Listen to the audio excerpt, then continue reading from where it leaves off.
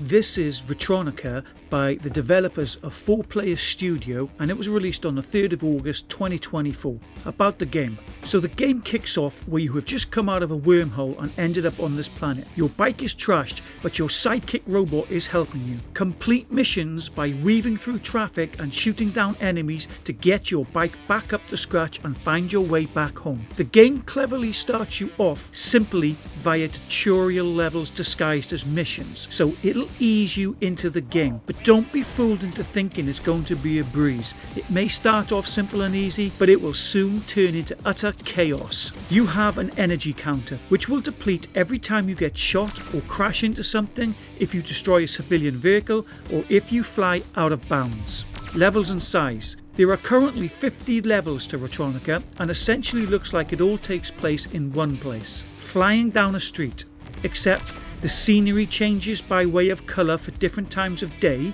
There's also weather changes, the buildings change, you could be solely dodging traffic, or maybe you have to reach checkpoints to get more time, or maybe you are locked into a battle with bots, or maybe it's a combination of all.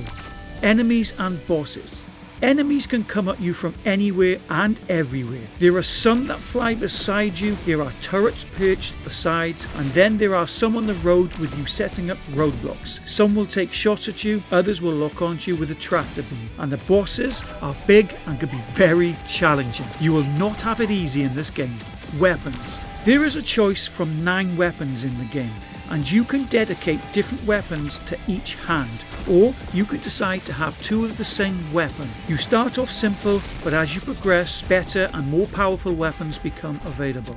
Leveling up options. There are a few options for leveling up. You can level up your bike and you can level up your weapons. As you complete levels, more stuff unlocks, and each level you complete you earn money which you use to buy the level ups. On your bike you have 6 parts that you can upgrade from level 1 to level 6, and these parts contribute to speed, acceleration, steering and then braking. And then with gun upgrades there is a choice between 9 weapons, each having stats for damage, range, energy cost and fire rate. Customization options. So you can pick which gun to have in each hand, and then you can pick from 18 colours for your bike. I'd like to have seen some upgrade options for really customizing your bike, like for the radar, health bar and for the timer and speedometer. Different designs, colours and readers, and then maybe have some options for different types of colours of gloves. Mechanics. Flying through traffic at high speeds just feels so rewarding when you actually do it without hitting anything or going out of zone.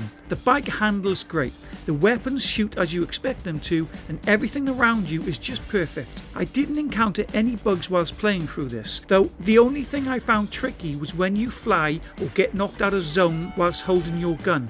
Sometimes my hands would just struggle to find the bike handles again to get myself back into zone, which often led to frustration.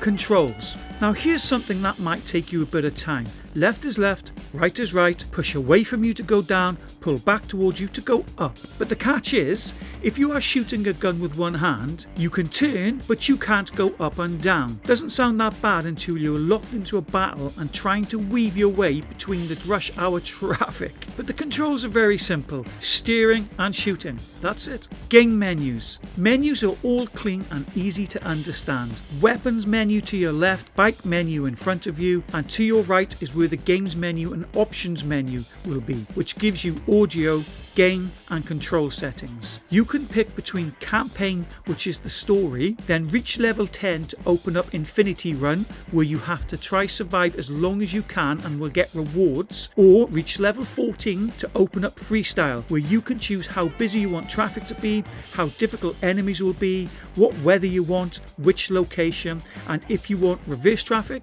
and if you want chaos. My thoughts. Now without doubt, this game is visually stunning. It's just beautiful, an absolute work of art, and luckily it also has great gameplay to back all that up. The campaign is great fun, but what I really enjoyed was the freestyle. Being able to customize your game to how you want it is just brilliant. But do you know what I'd really love to see in this game? A 2-player race mode. How epic would it be racing somebody whilst weaving through the traffic or shooting down enemies? You could have race mode to a finish line, or have the longest to survive. I think this would just elevate it to a higher level and really set it apart, as there's nothing like that out there on the Quest as far as I know. I recommend buying this game just to experience its beauty in VR, but be warned, this game is no pushover. It's going to challenge you, but it is great fun. So overall, I mark Retronika a 9.2 stars. Now please hit that like button if you enjoyed my video, as it shows me support. Then come be part of this community and hit subscribe, and let's all support one another in our gaming experiences. Thanks guys, and happy gaming. Game over.